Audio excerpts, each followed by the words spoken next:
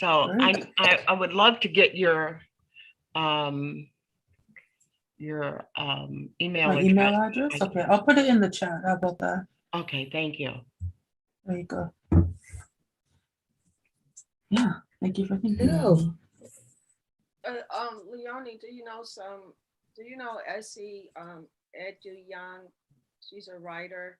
I think I said her last name. Oh, yes, the Canadian. Yeah, she lives on the Big Island here. Oh, She lives in okay. Victoria. Yeah, yeah. You read her work, or do you know her? Oh, yeah, I love her work. Yeah. I've read 2 books by her. Yeah, yeah, yeah. She's great. Yeah, she's very popular here, and she wins a lot of awards. So Yeah, I think Yeah. she's a good writer. yeah, she's very good. Yeah, I enjoyed Washington Black. Yeah. And I think I read there's a speech that she gave, a Nazi lecture or something like that I read from her. Yeah, both her and her husband are writers. So That's right. yeah, excellent. Yeah, she's a first gen I'm so like me. glad Yeah, we, sorry, go ahead. we have so many people to get us started. I guess Gio and Kim are on the way. But since we're here, we may as well go on and get it started. And I think we forgot to do this last week. So let me start with the introductions by saying welcome everyone to the Global Black Feminist Reading Circle. This is session 17. The 17th book we have read together and had public discussions on, all of which are available on our YouTube channel.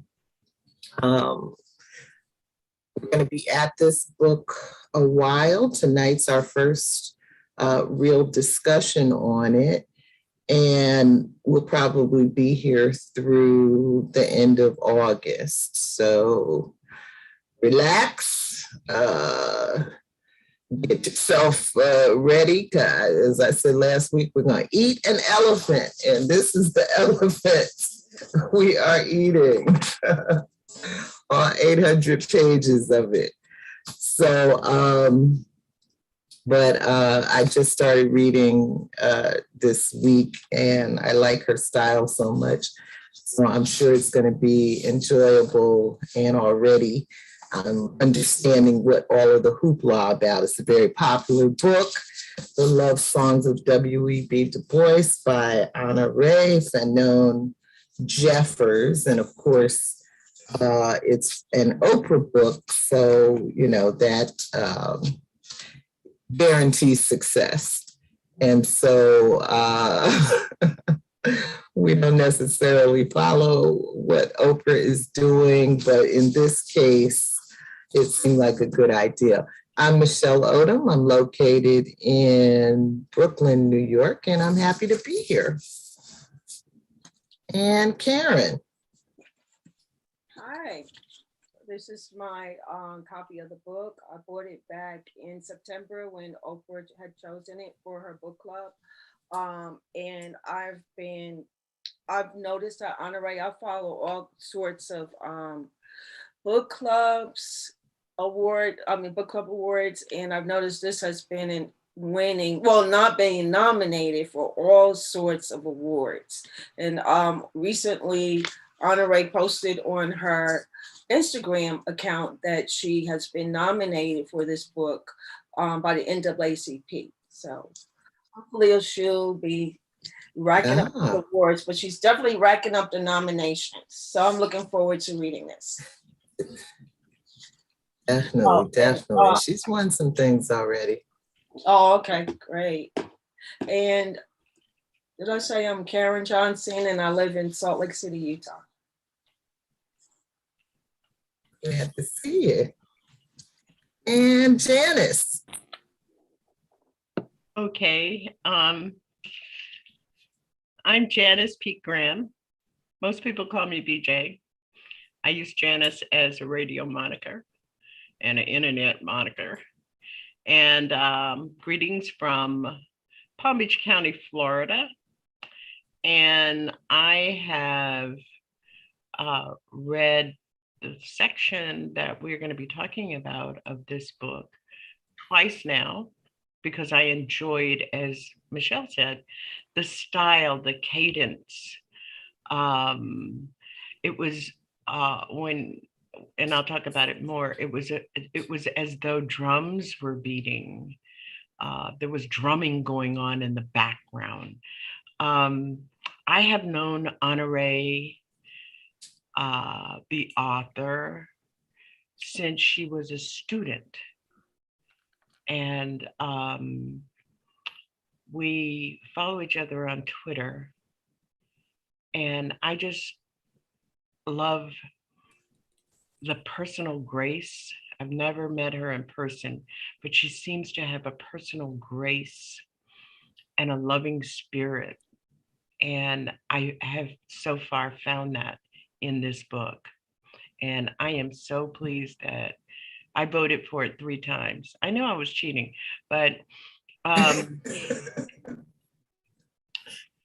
I am really looking forward to these months that we're going to spend with this book. Thank you. And Leonie. Hello, everybody. My name is Leonie Smith, and I'm based in Vancouver, British Columbia, Canada.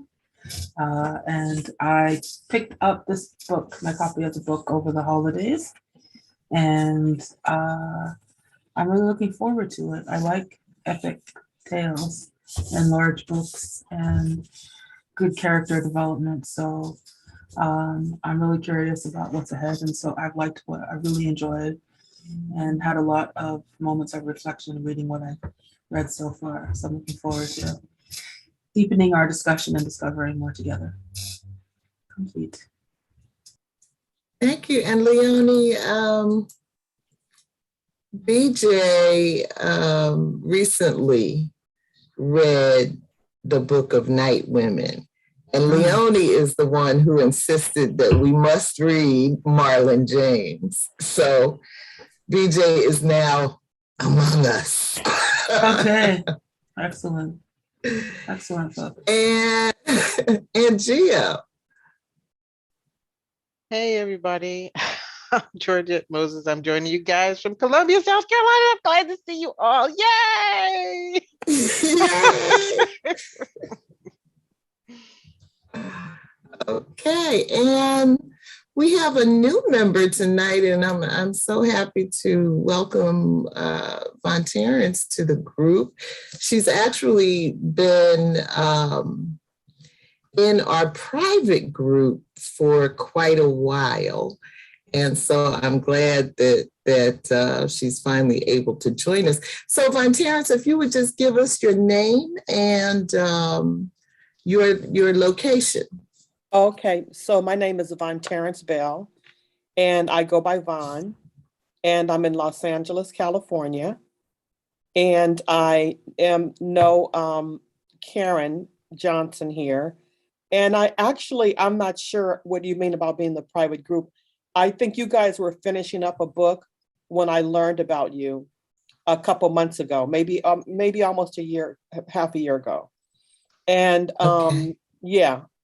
And so I just, a friend of mine over the Christmas break shared this book with me and said, you have to read it. So I picked it up immediately. I put it to the side.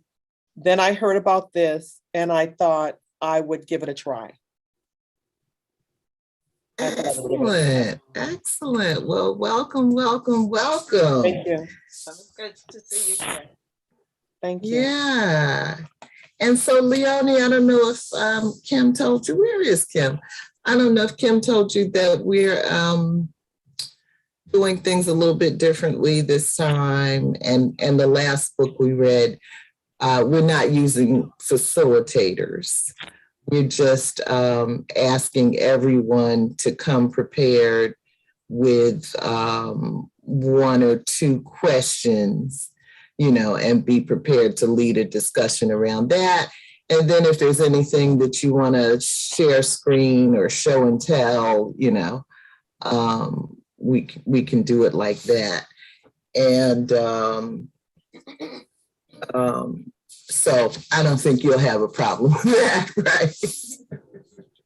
right? Right. So, okay. So I, of course, am, BJ and I are working on another short-term project, a 12-week discussion series about the state of democracy and The Handmaid's Tale. And that is webcast on Thursdays. And it's a lot of work because we're inviting scholars to engage in these discussions. And so it's keeping me pretty busy. And I have done my reading, but I'm ashamed to say I am not prepared with a question. So I hope someone else is to get us started.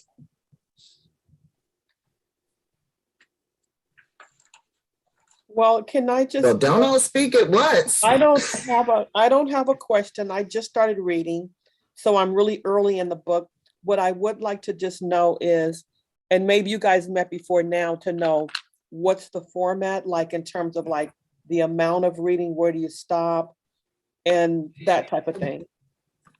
I just posted, so you're in the private group, which is called Session 17. That's Okay. where we post the links to come into this private meeting. But we also have a public Facebook page called the Global Black Feminist Reading Circle. And that's where the public can see the events that are coming up and, get the link to the YouTube event. So I just tonight posted the updated schedule on the public page. I also posted it in the Session 17. So just look for the updated schedule. But basically, we're reading about 30 pages a week. Okay. Gio, you were going to say something? Thank you. Oh, you talking to me? I didn't hear you. Gio, I thought Gio was going to say something.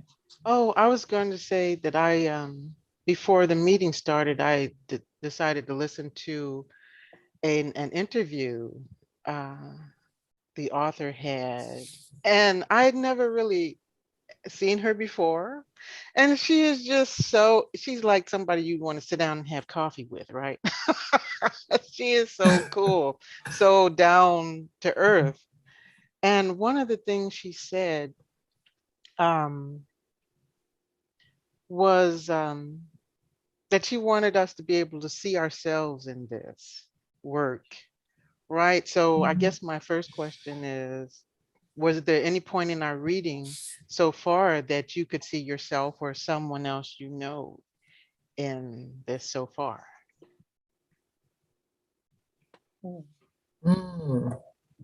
Thank you. I just got a message from Kim saying she can't make it tonight. Yeah. In response to Gio, and hey, Gio, I see myself in like 35 places as she unravels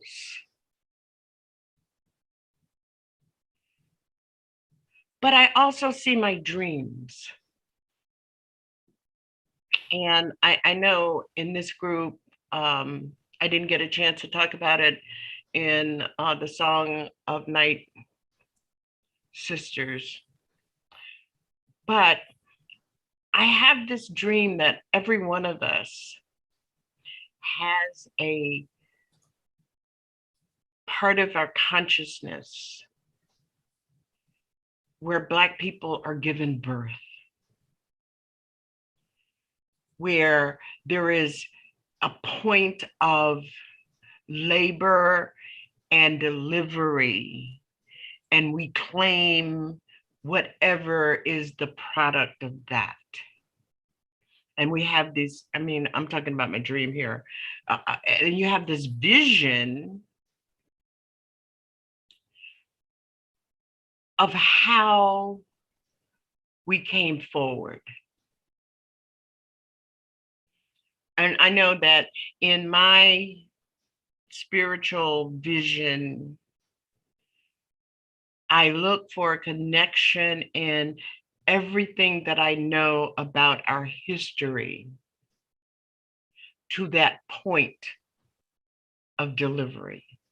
And it is a way that I have attempted to construct my roots. So, Gio, when I respond to your question, it is that I see hundreds of years of me in this story so far. And the cadence in which she develops the family ancestral line of Miko. I think that we all have the ability, that cadence is always in my head. Where did Henry's father come from? Where did his father come from? Who is my 97-year-old aunt? Where did she get what she brings? How did she get it? And so I construct it. And the satisfaction in all of that, and the empowerment in all of that, is that it came from someplace, a place that I cannot name. And what Honorée is doing is she's naming it for us. She keeps talking about the space of the unknown and leaving it there and going back. And I love it. Wow. That's beautiful. Thank you.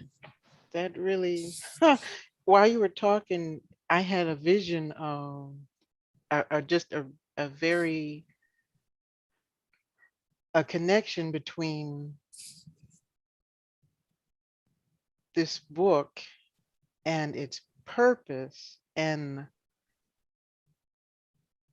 I hope I can communicate what my vision is, that it's a song, right? It is a song, and Indigenous peoples connect across the generations, across time, through song, right? Your history, in your blood and your DNA is a song. The vibrations of the universe are a song. Well, that's Yeah, Gio, because yeah. I could hear Nina Simone singing it, and I could hear Maya Angelou saying the names, calling the births. I mean, I was doing all that stuff reading it.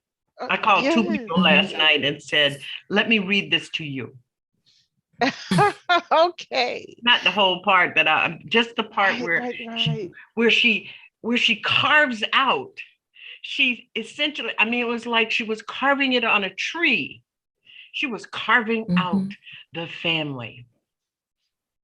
Yeah. Etching. Yeah.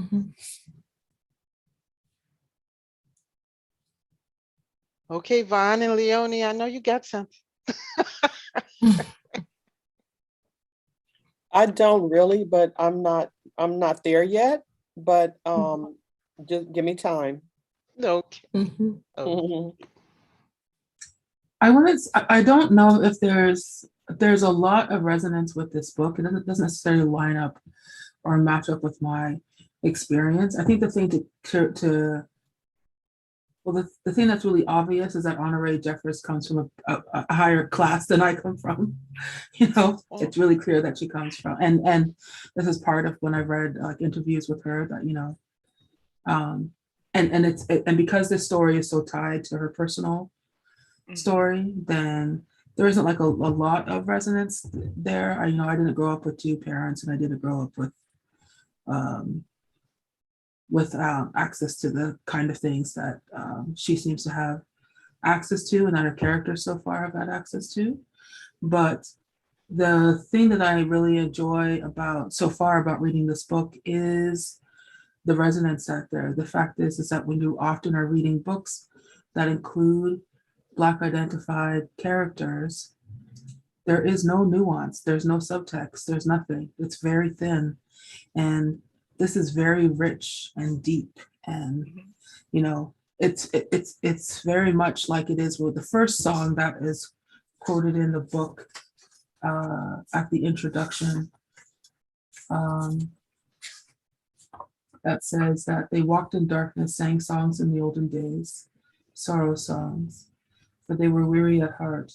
And so before each thought I have written in this book, I have said a phrase, a haunting echo of these weird old songs in which the soul of the Black slave spoke to me. Ever since I was a child, these songs have stirred me strangely.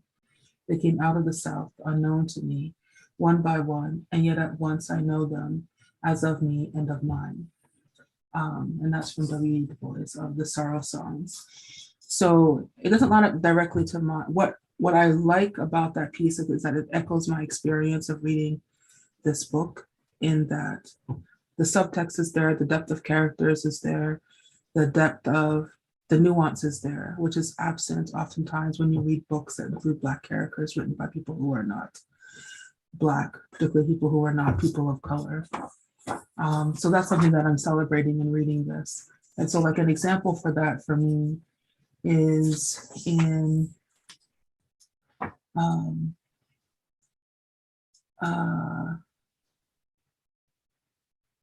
the piece around, like for me, there's so much subtext, for example, in the piece around learning that the younger sister was forced to touch sexually an uncle, and the choices that were made about that around there, and how it's not just reading what has happened, but being able to understand or resonate with why those choices are there and how it's tied to some of the choicelessness that comes with Blackness and living in white supremacist spaces. So that for me is where is what I'm appreciating so far about this book. I'm glad you, and thank you, Leonie, for bringing that up, because and what I get from what you just said is an undergird of some kind of foundational principle under which Black people have survived. And it's wrapped in secrets about homosexuality, secrets about alcoholism, secrets about unhappiness and despair. And we, especially in the South, and I grew up in Jim Crow South, and it has been, and the secrets sometimes were painful, and they also were harmful, but they also were a kind of a piece of the survival. You know, when they chose, even children had and grew an intuitiveness. And even if you go back to Nyla, before time, she understood the consequences of revealing the nature, the abusive nature of her relationship with Dylan Connell, in her tribe. And at the bottom of it was being aware that it could cause the kind of rupture and disruption that meant that some of them might die, might not survive. And it was protective. Thank you, Leonie. I just.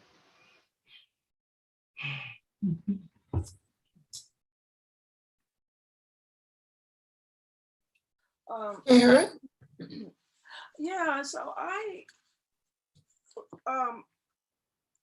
like Honorée. I like how she writes.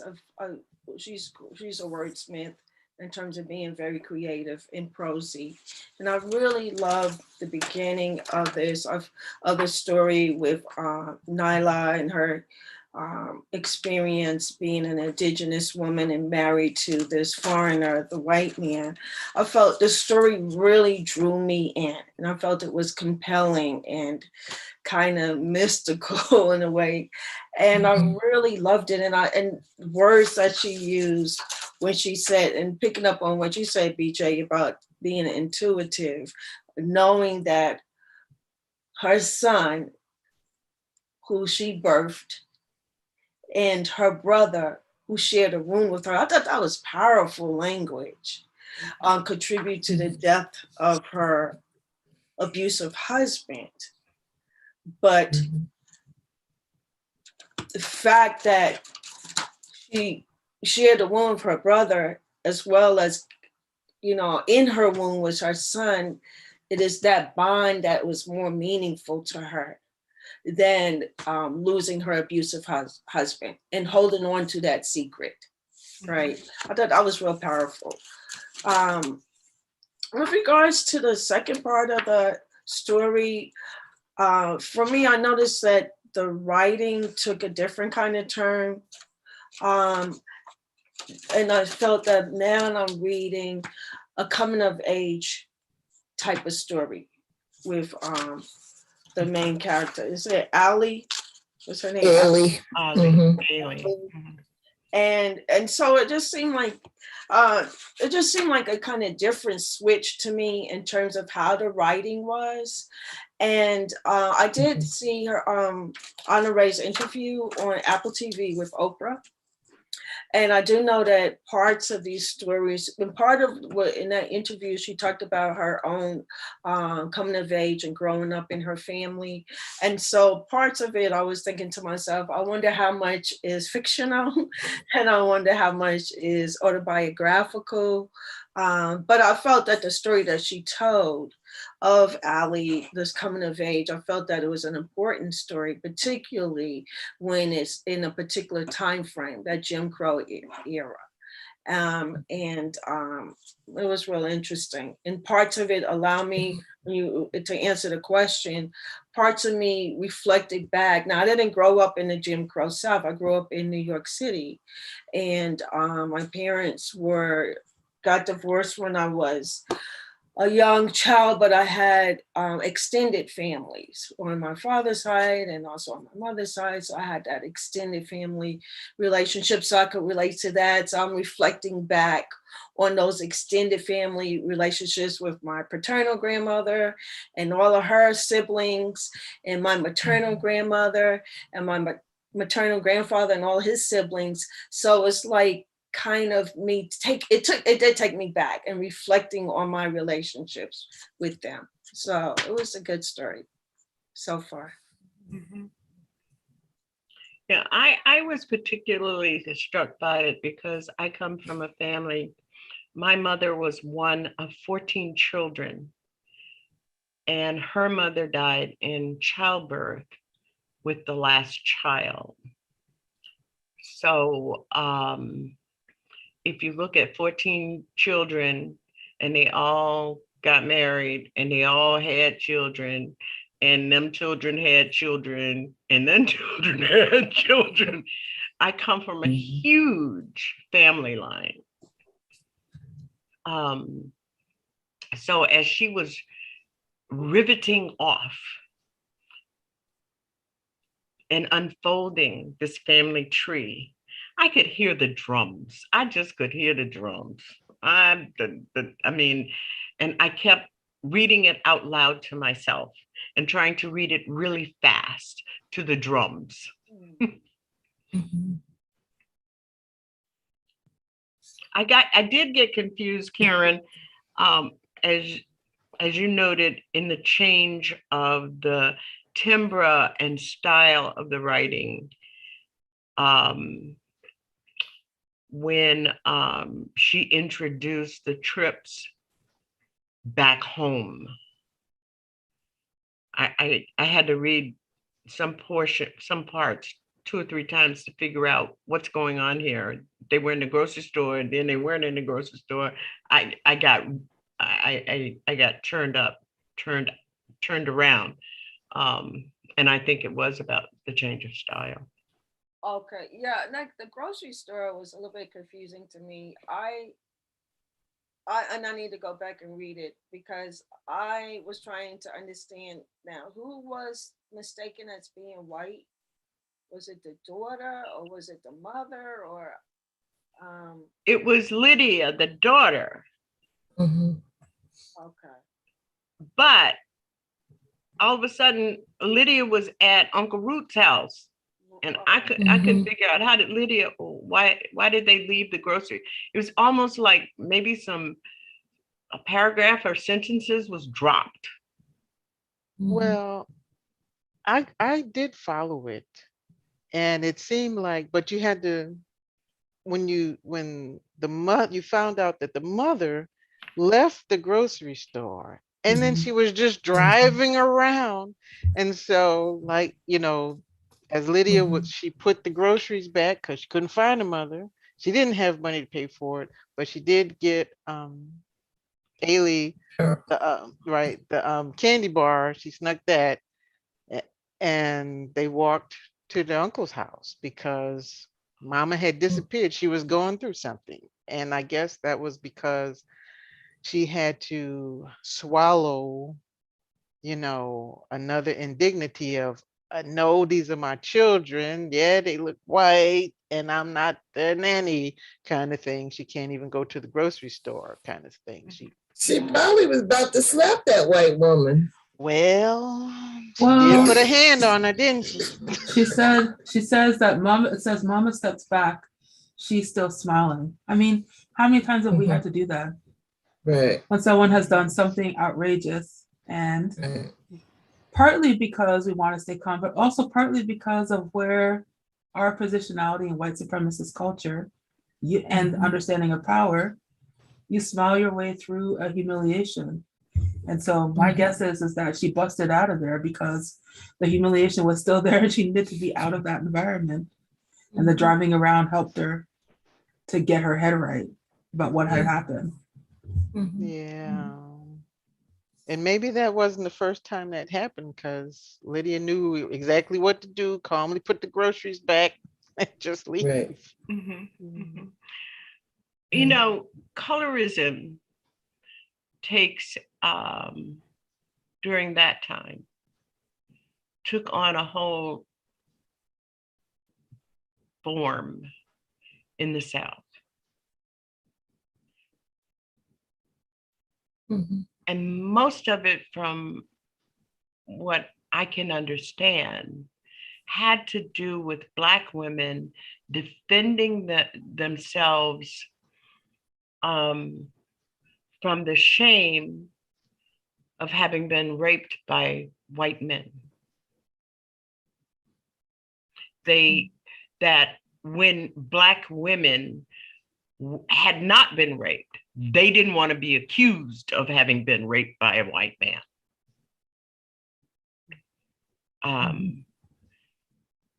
So that could have been a really, really sore point for a woman at that time.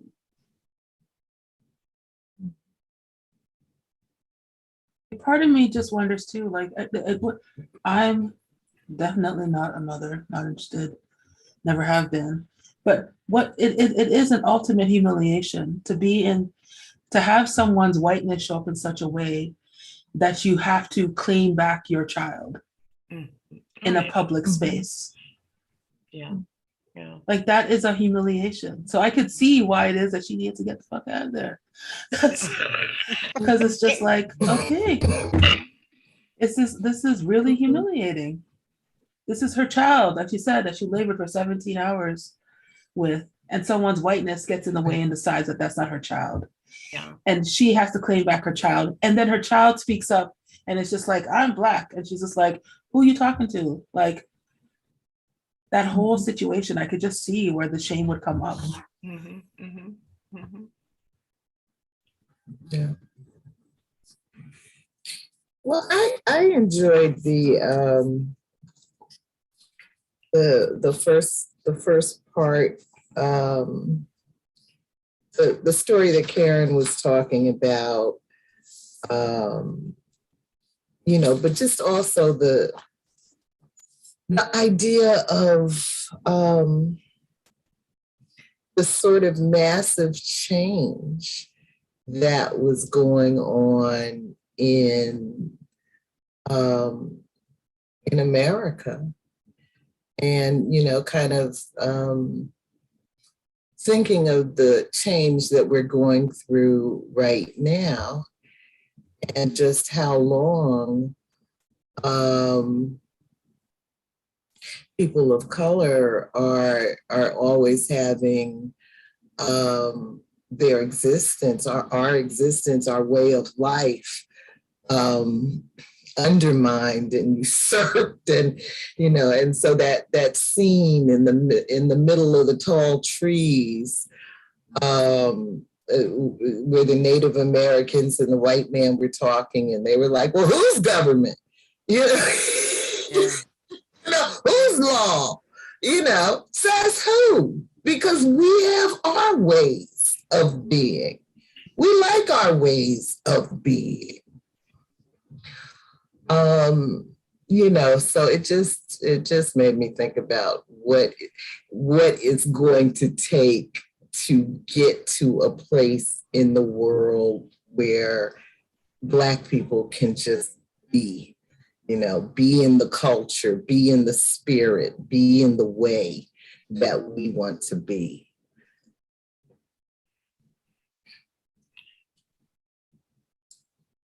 I'd like to comment about the front part while they were still in the place of the trees.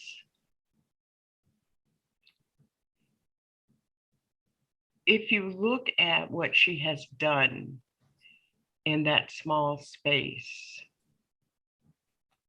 she has really scripted the system, how the system of white supremacy was embedded in this country. Mm-hmm. You saw it piece by piece. The first one was the cracker killed the child with the cows. Mm-hmm. Actually, the first one was their acceptance that white people would come through, but keep on going. But behaved as though when they were there, that it belonged to them.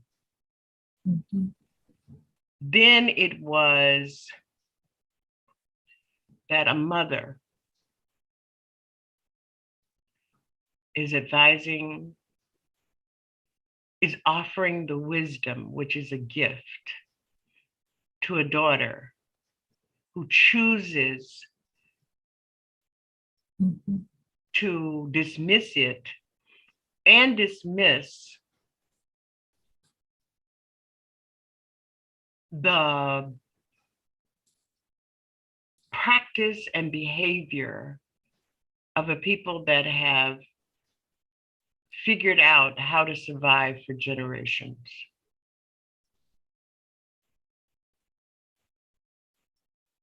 I wasn't angry at her, but I saw it coming before I even turned the page.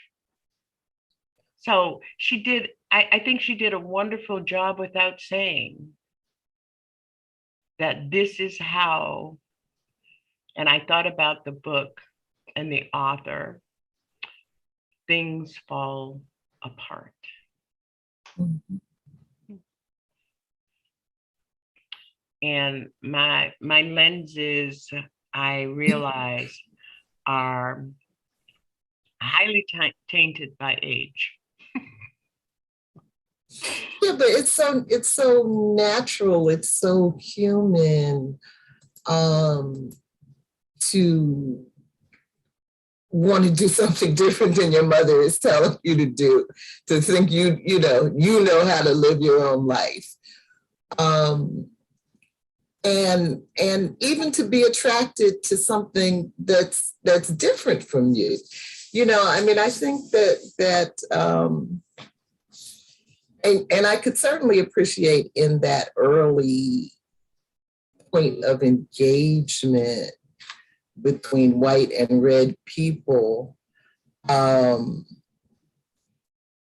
if you don't really know that there is perhaps something fundamentally different about the nature of white people. And I like that she talked about how, these were the rejects of Europe that were brought to this land. They had experienced their own tyranny in England, harsh, ugly. In fact, everything that they have imposed upon us, they learned at home. So, but instead of coming here for a fresh start, they just came here and took the position, well, now we don't have to be the oppressed people. We're going to oppress these people that are here, And so the native people had no way of knowing that people conduct themselves in the way the Europeans were conducting themselves, So Nyla was naive. Now, at this point, I don't get why we're having such a hard time understanding. We're dealing with something special. Well, I think we can look at the period since the Black Power movement up till today and analyze it through the same sieve, so to speak, mental sieve, because there were so much different, a lot of new different things. All of it was shiny and smell good and taste good and so right. And that may be because I'm Southern. Even though I lived in Boston for nearly 60 years, I'm still Southern.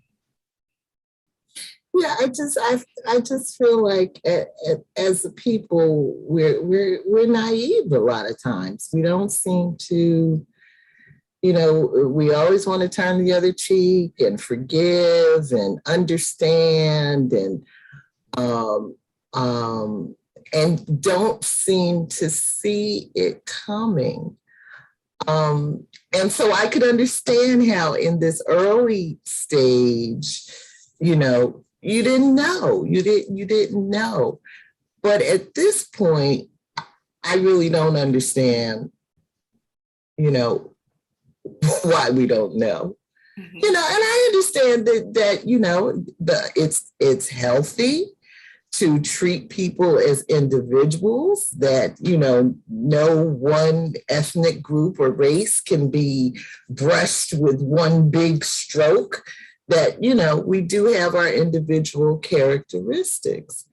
But I gotta tell you all this story. I knew a Black woman when I was in Ohio. She was in her 30s.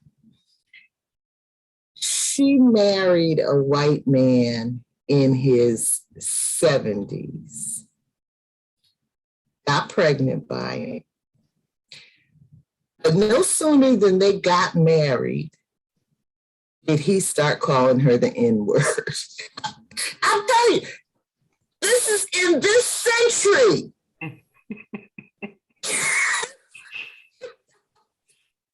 Wait a minute. Did you say he was 70 something?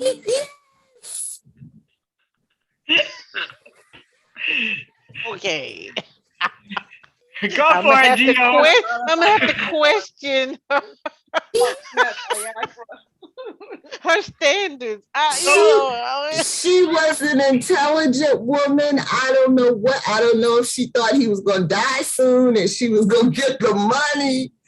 But you ought to anticipate, if you are hooking up with a 70-year-old white man, that he thinks you are his stepping stool.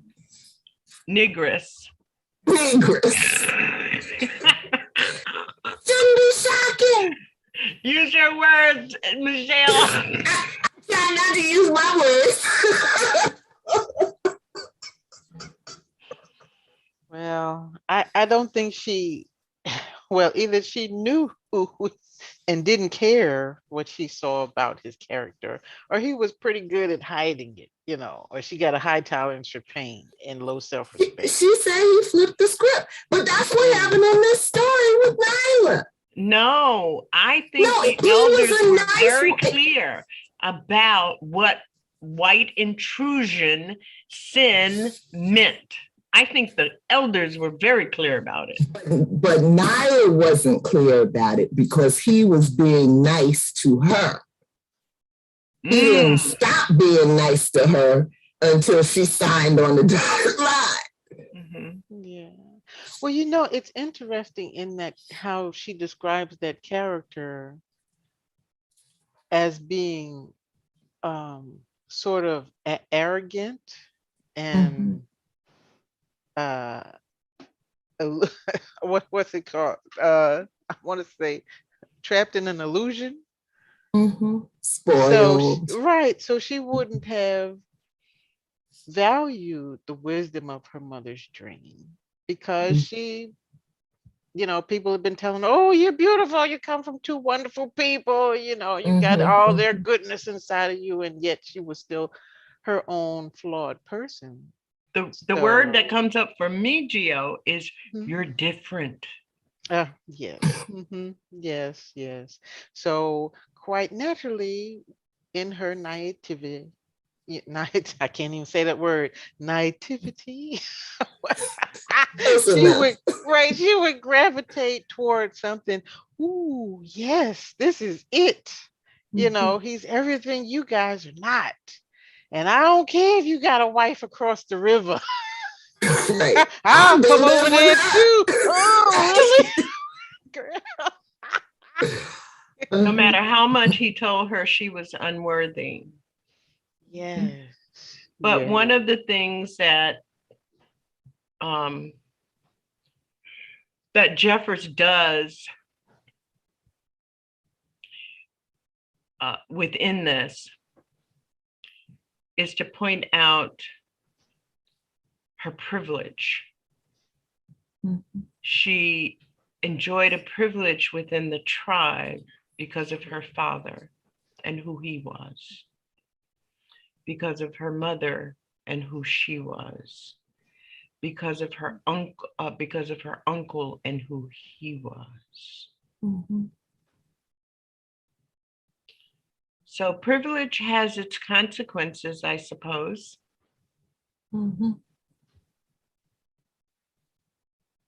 What's that commercial? American Express used to have a privilege. Oh yeah. What commercial? The American Express commercial was said privilege has its something. One of us will think about it. So I see it. I'm glad that you brought up that privilege piece because I'm starting to see a thread and a link with Nyla, right? and Lydia, because Lydia also had a level of privilege in the Jim Crow South, two-parent household, father, a good job as a doctor. And then there's the whole thing of colorism that gets into play. And also her being the kind of person who does not, if you will, follow the script in terms of the expectations that her parents wanted her to. Like, for example, on page 56, where Lydia is a junior in college, talks about how she's a junior in college and that she wants to come home, or that she's coming home for Thanksgiving. And she brings her boyfriend, Dante. And then even the name Dante reflects something, right? It points out Inferno. I thought that was a good piece. And then she disappears. And so it's almost like a thread from with these generational family ways in which people defy the so-called traditional way in which you are brought up to engage in what is the family sees as being rebellious in your behavior. Am I making sense? Yeah, and so Yes. definitely see that. But one thing that I was thinking But about, I have a question, Karen, in the context of what you're discussing. Did I miss something, or was the father a doctor, but he was the janitor at the hospital? Oh, I didn't get that part. There was a section there that said when Lydia was admonishing Ailey about why the father wasn't going on the trip, didn't she say something like, he has to clean up at the hospital to make money for us to live, or something like that? Let me see. Oh, you have to find that from. I totally missed Yeah. that part. I don't remember that. I'll- Well, BJ is looking for that. Uncle. Was it the father or the uncle that you're confusing the two? I don't remember the father being a janitor, because he tells the principal that he's a doctor. Oh, okay. Oh, okay. Well, Karen, finish your thought. What was the other thing you were saying? Wow, BJ looks for that. And so the other part that I was thinking about is, because Lydia was basically a product of sexual abuse, right? Isn't she the one that was in the woods and somebody was touching her, etc.? I wonder how much, and I'm assuming she was a product of sexual abuse because she was in the woods. Isn't Lydia the one that was in the woods and somebody was, her sisters saw her being touched by somebody, and she was 15 years old, and this was a grown ass man. And so I'm using that to say that there's the fact that she had the privilege of being light skinned, the fact that she was what I feel was sexually abused. I think that also impact her running away from traditions, because the part that I finished, I don't know if you all finished that section, she disappears. Her family can't find her. I'm getting to that part yet. Yeah. Oh, okay. Oh, y'all didn't get to that. Oh, wait. But, but does she come back home and her mother whips her? No. Yeah, that's the I'm scene. about first, the last section before part 2. At the end, Okay. when she's already in college, and she meets Dante. No, we didn't get that far. Oh no, I didn't. I haven't read that far. No. Okay, I'm sorry. But I'm not surprised. Well, yeah, because and let's talk about that scene, right? So you're in the woods with Tom, whatever his name is, Troy. and he's naked. Okay, well, and you got your shirt off, and You don't even come home all night. You 15. Okay, it's the South. It's anywhere, right? And you're a girl. But I think that the fact that if Allie was subjected to sexual molestation by the uncle, then I'm sure that Lydia was. And so perhaps Lydia think that this is normal behavior as a child to be subjected. I mean, this is a grown man, so I'm looking at it from the eyes that you're a sexual predator to these kids. And perhaps you don't know if you keep in secrets, like Alex, hush, hush, don't tell nobody that so-and-so had you touching them. And if Lydia was subjected to that, then you're assuming this is how you operate. And you don't know any better as a 15-year-old, and particularly not only just because, and also particularly during the time frame in which, and still because of patriarchy, you're subjected to sexism, right? And so you assume this is how you have to navigate in society. And many victims of sexual abuse, especially within families, respond through patterns of promiscuity. Right. So, and the idea that Coco, who was younger than Lydia, but older than Ailey, understood that it was to be a secret, and maybe she was hiding her own secret. Right. Yeah. Right.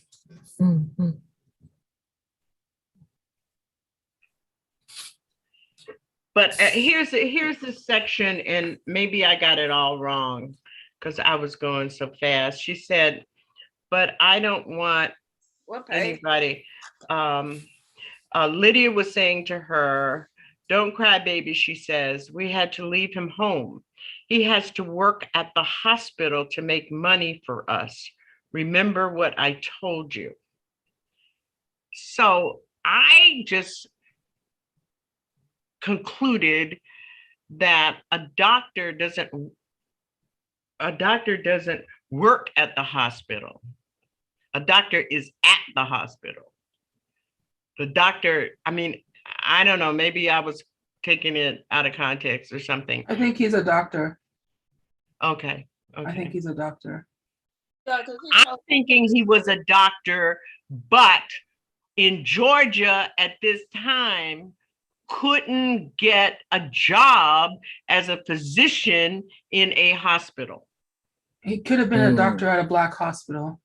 Yeah, well, I mean, it doesn't state, it doesn't state that, but I think because this mirrors some part, honored the author's life, he was a doctor. I think in real life, this person was a doctor. Yeah, because I grew up in a location where there was a Black hospital, and all the Black doctors were on the staff at the Black hospital until later on in my life. You couldn't go to the white hospital. You died. So something came up for me in the piece around the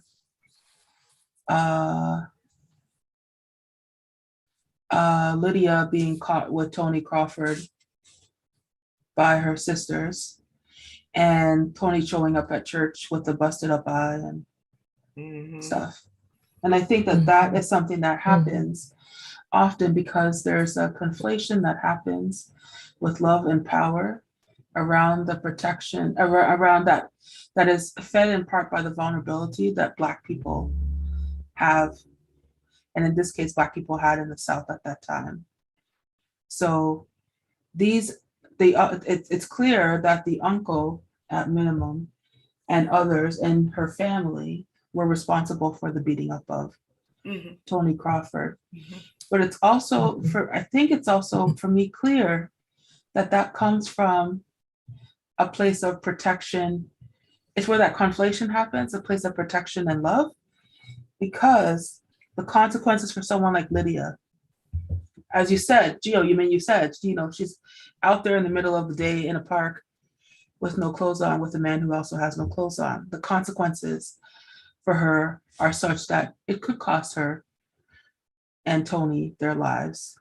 And that one of the ways that consequence feeds that consequence, which comes not from the behavior of Tony and Lydia. I mean, I'm not going to touch the subtext of, is Lydia a product of abuse, but that it comes from the level of risk that is introduced by white supremacist culture and the permission that white people have for violence against Black folk.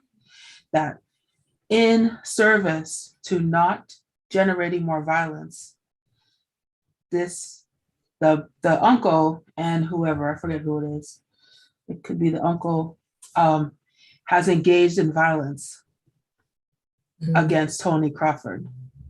And so this for me is like a constant theme in the lives of Black identified folks who live in the United States, for example, not only during this time, but seems very prevalent to me. So something that's still present now, of violence that comes from, comes as a means of protection or to avoid even further, more egregious violence. And that all of it is in service to white supremacy. Or even to teach a lesson. In the Deep South, caning and whipping were seen as ways of protecting children from themselves. Yeah, well, we talked about that in the Georgia Brewery book. To Leonie's point, Honorée, it includes the concept of what was it, the white tribes or whatever they called it, that they were of a tribe that was peaceful. White and red, that's right. What was it called, Gia? If the white tribe was peaceful and the red tribe were warlike, they were. Yeah. And so, so when Leonie talks about it coming of white supremacy, I mean, we've had our own history of violence toward each other, even going back to Africa. But we also have these cultural experiences of knowing how to work collectively, knowing how to solve problems by means other than violence. But by the time they get to this point in time where Troy is getting beat up, pretty much all we have known is violence.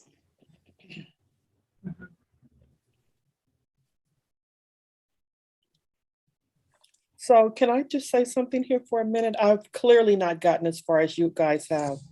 So I'm only going to just say something that did resonate with me from the first few pages that I read.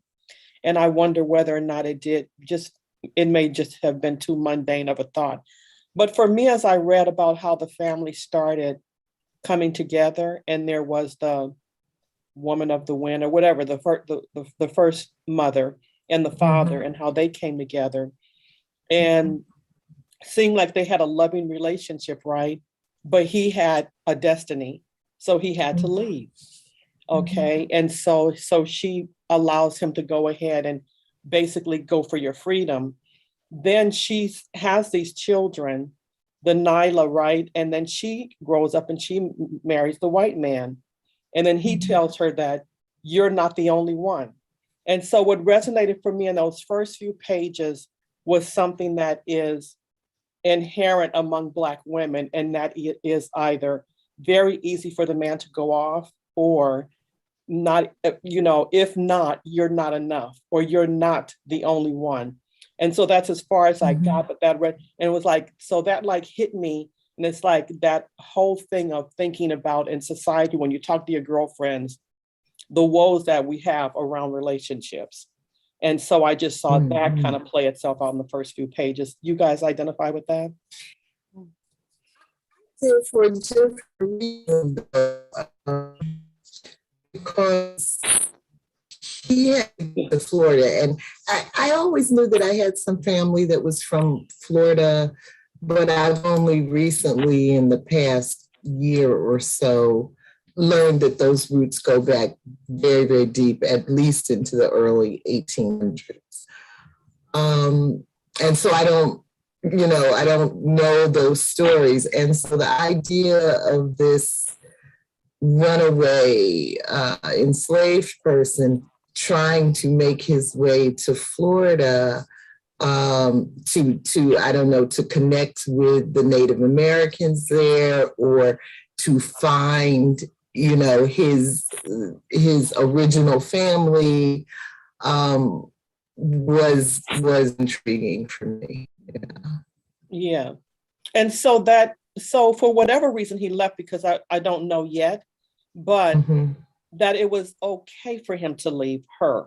So not that, that we've become one, and this is enough for me. Or that she But he always had this motivation to get to Florida from the time that he arrived at their tribe. He was just on their way, and he got delayed. He got delayed for decades. So we don't really know what he was going to do, because we don't know really his origin story. But if you had a man, who had a goal, who had a vision, a passion, or whatever, would you really want to be the one to stop him from pursuing it? I think that I would want him to take me with him, at least. That's what I think. I think that I would want to hear him saying that he's going to pave the way or something. I'm trying to think of right. Yeah. Aretha Franklin's song where she says, I know we got the part, but something about it's like it'll never be the end. That thing of if you can appreciate what I'm saying about that void that Black women have, because of not being able to just be the one that we go into eternity. That's all. And so maybe I might have a different thought as I'm reading more and learning more about who everyone is. But for my first initial 10 pages of reading, I thought, okay. Here we go. I'm kind of, I can identify with it. I know that experience all too well, is what I'm saying. Yeah, I do too. Yeah. I kind of was holding it differently, because it felt like he was one, in that she wasn't being left alone. Because I do think that this notion that that there's a man and a woman and that they're forever yoked is not one that comes from human history. Like it comes from these ideals that are set up from church and other things. This idea that there's the one who's going to look after you, because she wasn't left. I mean, for me, it's powerful knowing that she was left in a community where she would be cared. The other thing the other way that I see it is that his destiny was to go towards his people. That's where he was going. That's where he was heading. That he is not among his people here. He was on his way. We knew that he was an enslaved person who did not actually have freedom, who stole away to go to, as the tribe had guessed, to find his freedom by being able to settle and be welcomed in Florida, that he was a fugitive. So for me, it's holding up, and particularly not only around understanding Native Americans, but I think also my understanding of tribal cultures is that and I'll say this too, as that women are held by family. It's not down to the individual relationships, that holding of family is something that I feel like comes from the systems of oppression, this idea that you will always be connected to a person. That for me, I find it powerful that she was left within a community where she had not only agency, but also was held with respect because of the lineage that goes back, that's absent of this person. And that she, was in a place where she could be cared for. We would never hear anything other than good things about Women of the Wind. So for me, I hold it differently, and I do understand the narrative of abandonment, which I think is also true, and yet I don't feel like she was abandoned because she was always in community. There's also the aspect. Boy, I've missed your voice, Leonie. She does have a very special, unique, powerful perspective and lens. There's also the aspect of the history of Florida and original peoples. The Seminole, most people know them as Seminole Indians, but they were a particular tribe that had found a way to survive in the grassy, canal-like forms that rivers and Everglades, to hide from the slave trade commerce system. So I was real in with him finding his people. And there are, especially in Central and South Florida, there were many regions where runaway slaves and free slaves who were afraid that they would be the victims of slave catchers from the northern part of the southern region would come to recapture them back into slavery. So according to the history that I understand, Seminole Indians were havens for these runaways and free Black people, ex-slaves, to find homage.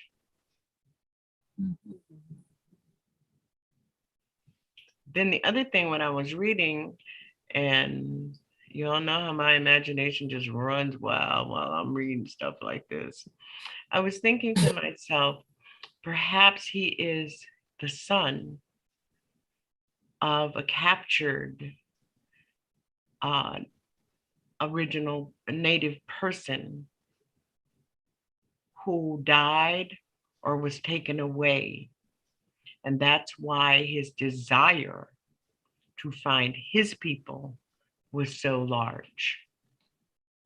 And I don't think that, and I don't think that she thought that he was running from her and was not valued, but that his dream was bigger than where he was in that space. Well, maybe that will be a prequel. Shoot, Honorée will write it. That sounds like an interesting story. Or it may come up. We still have 800 pages to go. That is true. But you know, I think I read in there where they said that the law changed in that particular land. And so that's why he had to leave. So slavery came to that area, whereas it wasn't before. Yeah, maybe he understood a lot more about what chattel slavery was all about. But I don't know. Maybe we'll see later on. But you know, she wrote this book last year. Mhm.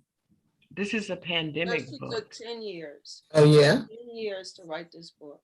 Oh, really? Ah. She said that? Uh-huh.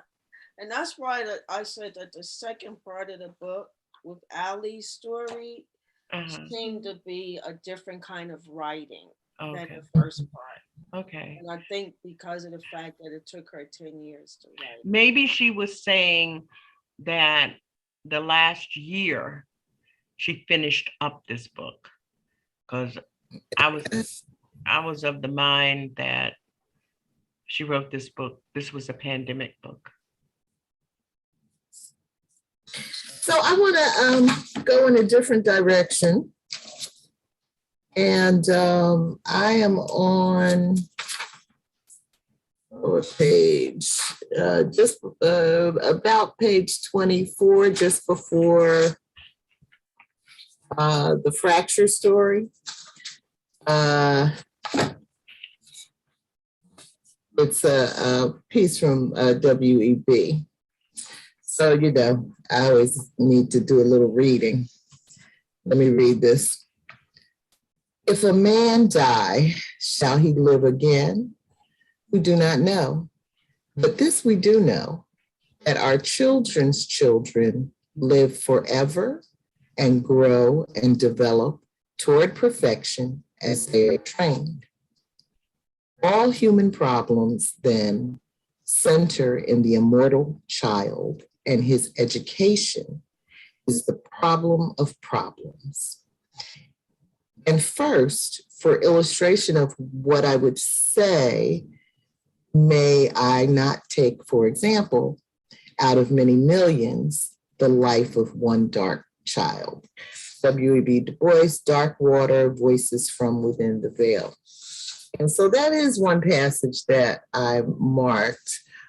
And one thing that I liked throughout the story is the way she's showing how knowledge and culture and skills are passed from one tribe member to the next. And I thought those passages were pretty powerful. The uncle training, the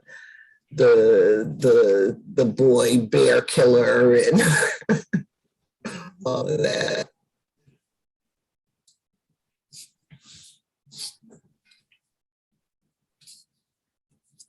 So with this passage, what do you think this means? The same passage. All You know, it made what it made me think about, Karen, was this current. I wanted to read this particular line. Oh, okay. See if I'm understanding it. All humans then center in the immortal child, and his education is the problem of problems. What does that mean? I don't think I'm clear on that. To me, you know, what the first thought that occurred to me with that was the current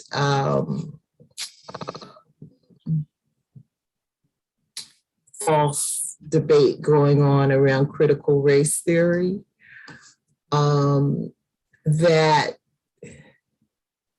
as wrong-headed as those people are, what I agree with them about is what our children learn is very important. And you got so many years to get it in. And those early preschool and elementary years are so important. Our children are such little sponges.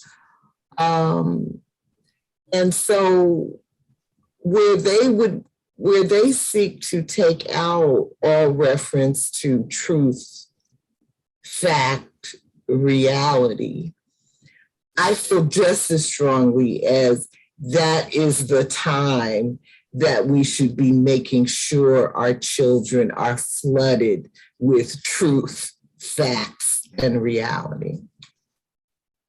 It is the problem of problems. And if we ever want to get serious about progress, justice, social change, it has to begin with building a new kind of human who is capable of accessing more of their humanity. And so all of that gets set up in childhood. Well, I hope you still like the fact that I'm back, because I have a completely different take. All right. Come on, Leonie. I think it's actually not speaking to scarcity at all. I think what it's talking about, that quote, is like that there is an infinite amount of time in a lineage to provide people, for the lineage to work itself out. So the constant problem is that we are, especially when you think about someone in W.E.B. Du Bois' position, that we are, you're trying to like straighten the curve that is there in the life of a Black person. And that there is an infinite amount of time to do that, because children beget more children, beget more children, beget more children. So for me, that's how I picked up that quote, that it was actually speaking to the fact that that our work is to, not that things will get better, but that our work, you know, with your child that you have in front of you, is to make things better. And your child's work with that child in front of that child, their work is to make things better, so that there is not, it pulls us outside of the time of, you know, of enslavement or, you know, incredibly violent oppression, and makes the context more real in the fact that generations upon generations will always have this problem of trying to educate. I agree with you, Leonie. You know, I'm not disagreeing with that. You may recall, I'm the one that's always talking about the 500-year plan. Yeah. You know, and the essence of that is that we got to keep passing the baton. We got to keep doing the little bit that we can do in the generation that we're in, you know, until we get this thing right. But I was hesitating as I was saying that, because, you know, going back to how she starts out the book in a period of great social change, and change is just a part of nature, you know, a fact of life. And so I was just wondering, as I was talking, if we ever got things right, how long would it last? Yeah. But that's the whole thing, right? That's the thing, you never get we will never get it right, because things are so fluid, right? It's like when I talk to my clients come to me and they're like, I want to be anti-racist. And I'm like, okay, but like, it's not a destination, it's a journey, and it has no end. Like, that's just the reality of the situation. So for me, it's a very sweet quote. And also to speak to the piece that you named about talk about the 500 generations. I think it's also, for me, that actually affirms this interpretation, because this book starts off with Native American history. And Native Americans, not only Native Americans, but Native peoples always speak about things in terms of generations. In fact, 7 is the number. That's true in Asia. That's true of people of the Americas, etc. So for me, it's very hopeful. It's a very sweet thing. So before I check in with you, Karen, if that's making sense, I also want to say that I also think I want to take a moment to acknowledge the sweetness in this first part of the book, like the relationship between the father and the mother. Like the line that I really Yeah. loved was like, they start they start ignoring me again, talking in their low just us tone. I thought that was like adorable. I'm not a romantic like at all, but I thought like, oh my God, that is so sweet. Like how often, especially because I read a lot of fiction that has to do with enslavement narrative, and there's never anything sweet happening in those books. And this is just nice. It's just like, okay, Black love on the page. So that's it. Acknowledging the love of oppressive people. Yeah. But I think that my mother was a Du Bois scholar, and she always called him W.E.B. So everything she said and all his quotes when I was growing up was W.E.B. thought, W.E.B. said, W.E.B. wrote. And one of the things that I learned as a child very on is that he was a very specific in his use of language. And he says immortal children. And that really rung for me, that he would say that he would choose to say the immortal child, which gave me the sense of he was talking about children that you can't see, children who have yet to come, and children that will always come, as Leonie pointed out.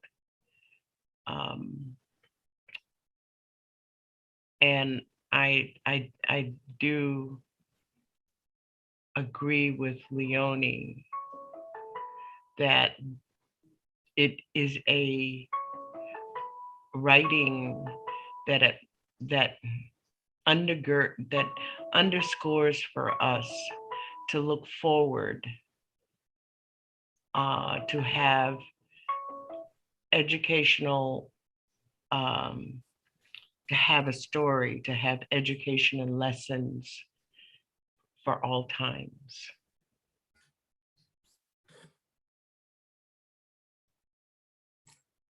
I want to know if that was helpful for you, Karen, because you said that you were struggling to understand whether or not this was making Oh, yeah, more that sense was to you. really helpful, because then I think from what you were saying, that really made sense. And it particularly made sense when you go into the next part and it says dream and fracture.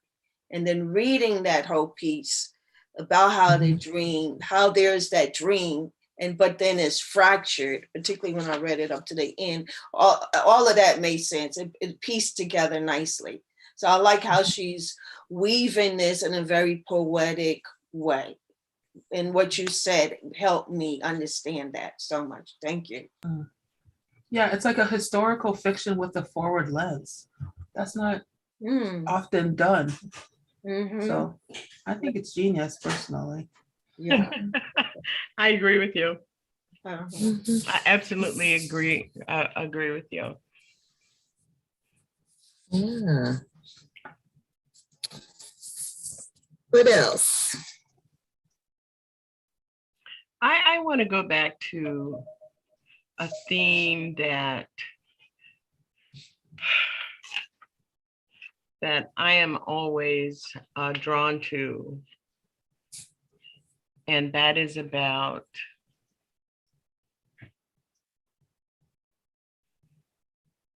secrets that rise from shame.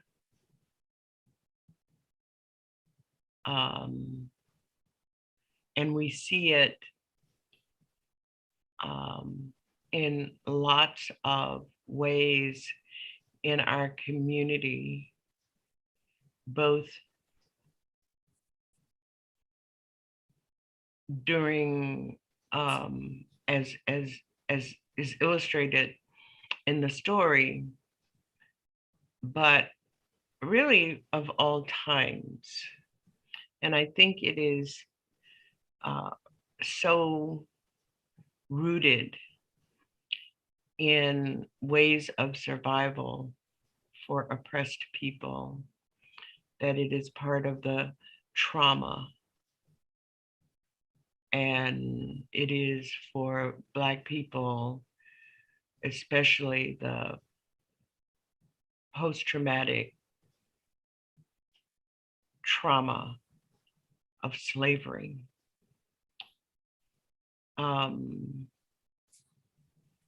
And I always find, especially secrets among people where it is structured that you can trust.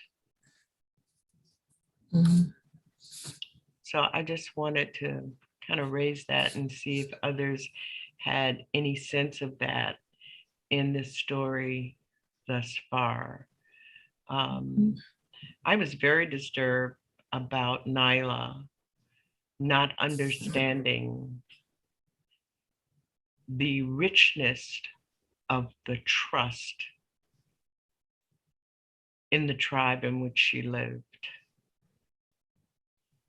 to the extent that she would subject herself to continuous abuse, even though I said early on that I thought it was part of her survival instinct, her instinct to keep the white region white and protect the people in her tribe. So. Yeah, I mean, to me, I felt like, yeah, it's a very rich culture, you know, a lot of love, a lot of trust. But that didn't mean somebody wasn't going to say, I told you so. You know, and it I might have agree. meant that, Michelle. It might have meant that, but it just seems that in the intimacy of trust that was shown in this particular tribe, also in the intimacy of the trust that had been created by this very large family, that the sexual violations of children, where children had an instinct of not to tell. And I think that grows out of, you know, teaching children. There probably was a lot of, don't you tell Aunt Pearl, don't you tell Granny, don't you, you know, whatever. Right. You know. And, you know, but I think also, you know, where there's so much interdependence, that the motivation to try to keep the peace is so strong. So in this case, it was, you know, don't tell mama because mama will be hurt, mama will cry.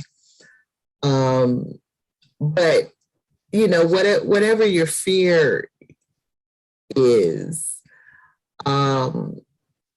essentially it's breaking up the harmony that exists in this family / community when the truth comes out. But doesn't it inspire a level of shame, to the extent that the shame comes out of misguided responsibility, children thinking that maybe I did something and this was a shameful thing that happened to me and I shouldn't have done whatever I did, blah, blah, blah. But I realized that this is part of the landscape of this particular era, but it's not very, it hasn't lifted that very much in today. Right. Right. I mean, we're still on the heels of the Me Too movement, which is current events. you know, um, uh, so I definitely believe that getting the truth on the table is the healthiest and best way to go.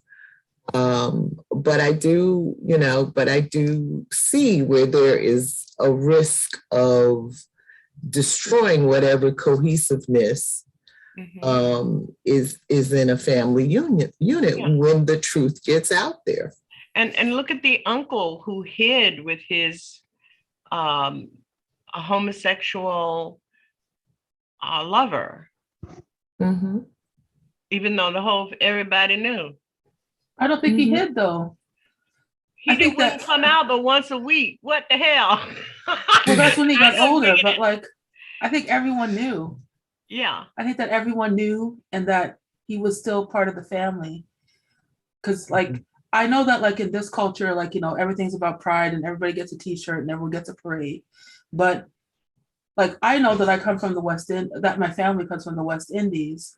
And it's a place that it gets heavily criticized for homophobia, which it definitely has.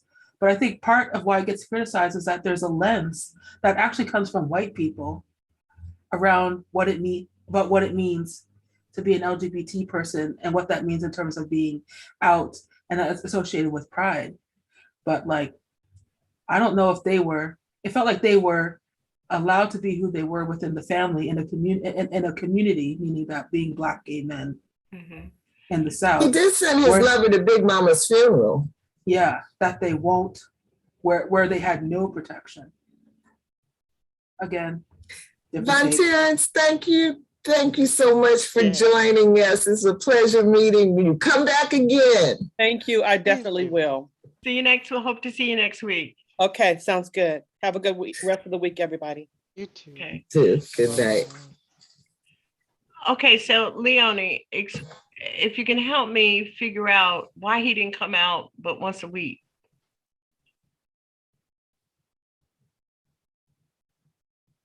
He was a loner. Yeah, I mean, maybe I misread it, but I didn't think there was anything. I mean, I don't leave my house but once a week. I didn't get. Us hermits understand. Ask the woman who went out today after 14 days. Okay, but it does seem to imply at the way in which she tells it is that he had his boyfriend, and it said who only comes out once a week and lives with his boyfriend. So I'm thinking, and I understand that the family was accepting of him because there was nothing to lead me to believe that they weren't. But I was still trying to figure out why he didn't come out but once a week, what that was about. That she would say it and not put it in the story, in telling the story that he came out once a week because he didn't like to take baths and whatever it is. Well, we're still early in. It may come up again. Okay. Yeah, but I'm like Leonie. I didn't get the impression that that he felt like he had to hide his sexuality. But I think you're probably right, BJ, that the family was accepting, but that doesn't mean the community was. It probably is going to come up some more. I'm guessing that it'll come up some more. Yeah. But there's the other piece that after having read the warmth of other suns, this whole migration that went on, the migration from the original home to some other home where there was a hospital and a grocery store and a blah, blah, blah. And whether or not that is going to be significant in the context of the story. Because I got the sense that I don't know, I was trying to figure out, did they go to Atlanta or did they go to New York?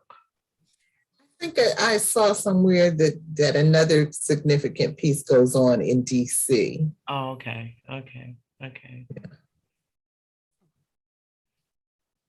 Yeah. Well, I Anything else? Well, I just want to say, I didn't expect this. I didn't realize it was fiction. I thought it was an analysis of the works of W.E.B. Du Bois. And I've been calling the love letters for months, the love letters and not the love songs. And I thought she was doing an analysis of his life, how he came to some of his philosophies and junctures and milestones in his life. And I was pleasantly surprised. Well, I have to second that emotion. I was so glad. I was so glad to see that it was this kind of treatment.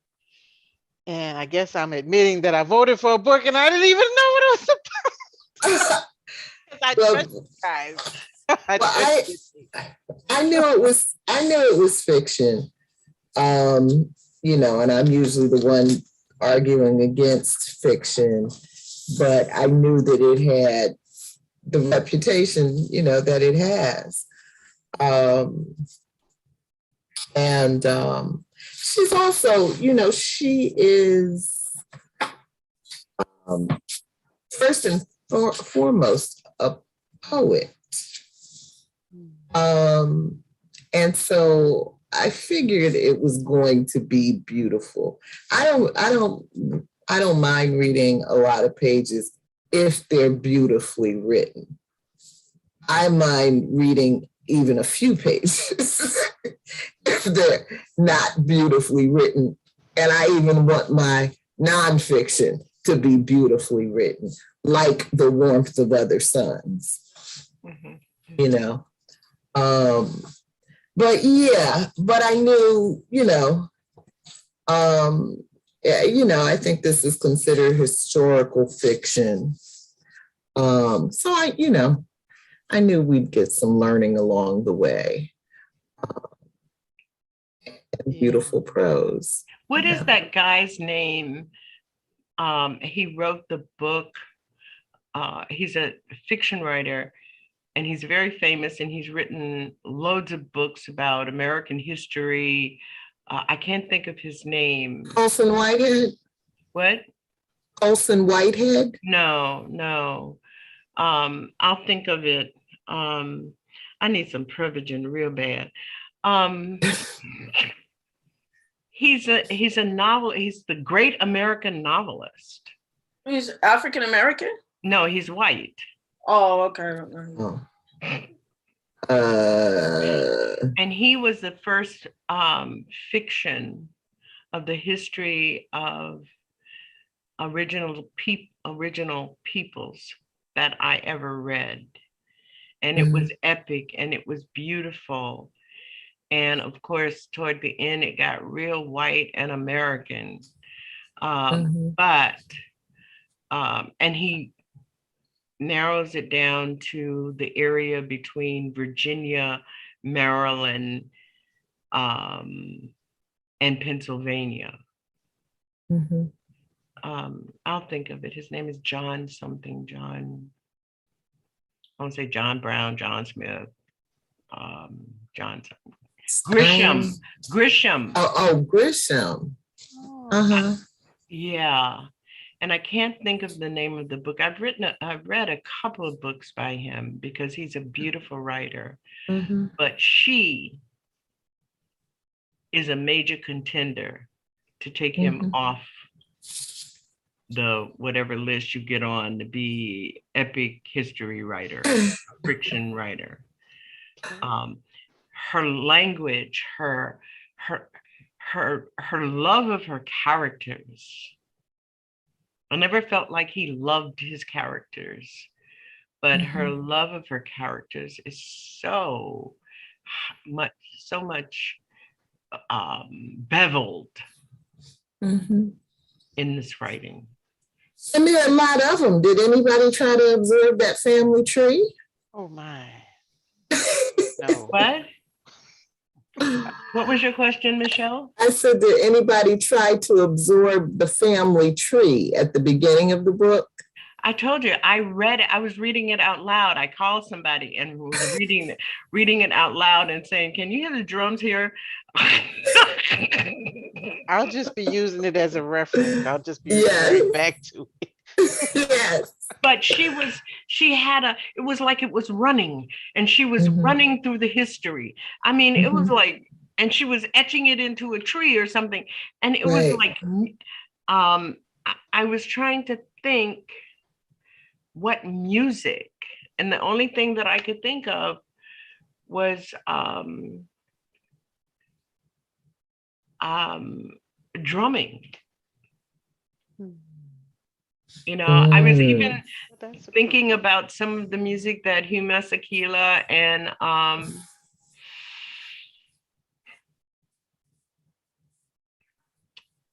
telling you, my brain, I don't know what's going on with my brain. Hugh Masekela and his wife, Mira Makeba. And then I was trying to find the music where the cadence was. And then the only thing I could come up with was drumming. I could hear a drum and I could feel someone running through, running.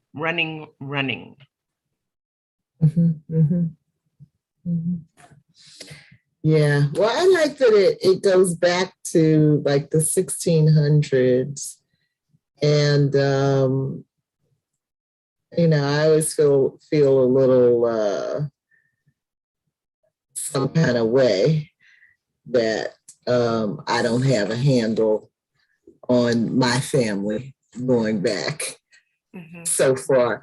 Henry Louis Gates had this guy, I don't know who it was. He was probably famous, Cuban. He may be the guy that's starring in this remake of or this I Love Lucy thing. But anyway, he did his Finding Your Roots thing with him. And he took him back to the 1600s, and his family is the owner of this major corporation, like thousands of employees worldwide. And this guy knew nothing about that he was connected to this family in Cuba that has been there on that same land since the 1600s. Oh, that's amazing that he didn't know that. Yeah. Wow. Yeah, because his branch of the family escaped Cuba when Fidel came to power. And so he lost touch with, you know, all of those roots. Yeah. Oh, well, speaking of touching with roots, well, maybe I didn't say that right, but in the beginning of Dream and Fracture, where Lydia is having these dreams, who do you think the long-haired woman is that's coming to her and speaking to her in her dreams? Ailey is having the dream. Ailey. Yeah. Right, Ailey. And she wets the bed. I don't know. It really could come through storytelling by the family, and she's conjured up someone. you know, in my dream woman, I have no idea. Her legs are very long and very thin, and she's very dark. She has short cropped hair, kinky hair, and she has very sharp clavicle and a long neck.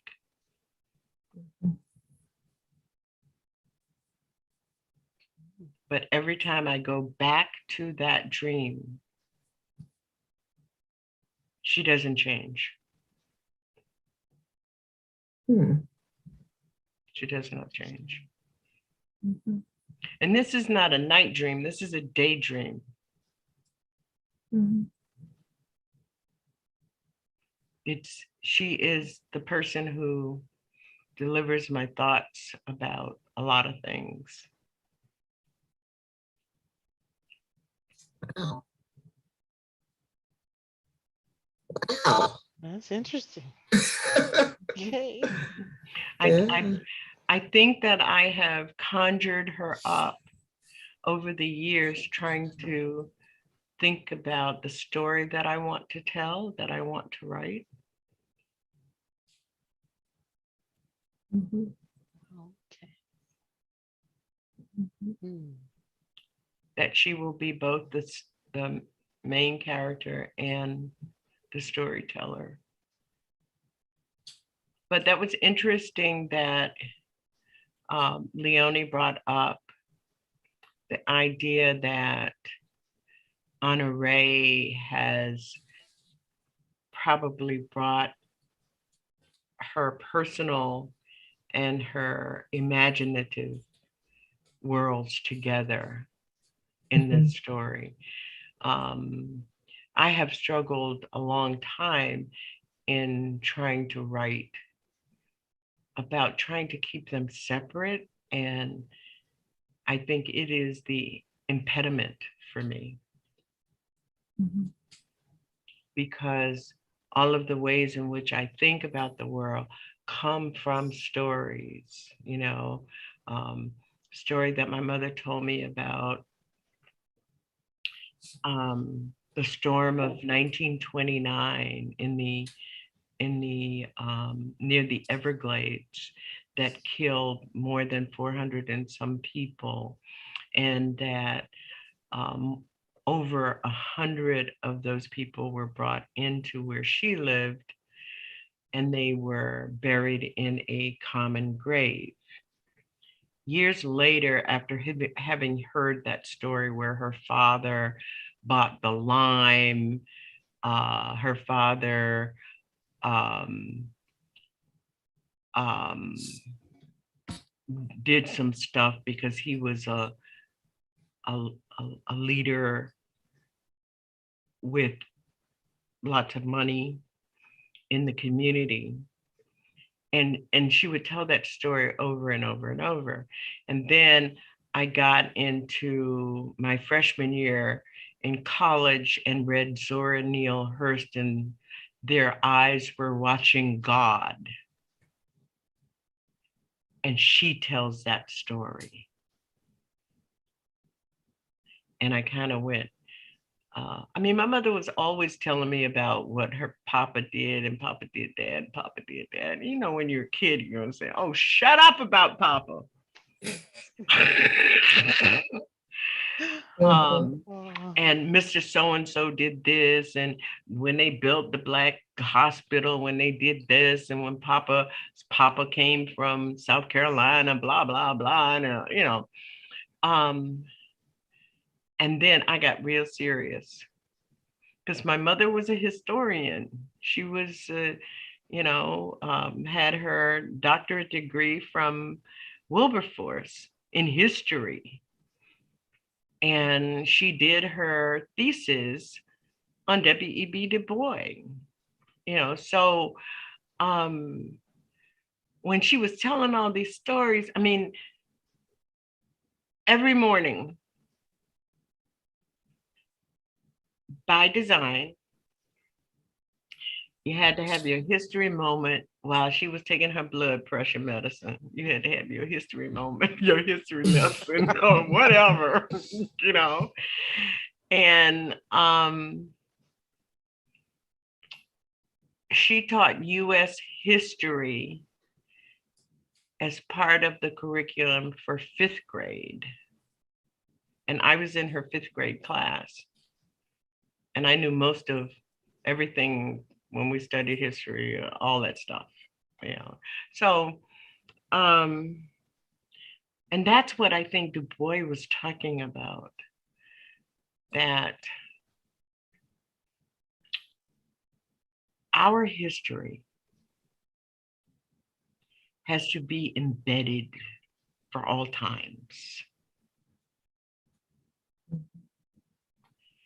You know, and I think that's what he's saying, the immortal child. For any Black child who is born, that history has to become a part of them. And if we don't do that, the mortal child will collapse under the absence of it. And that's why I don't see people like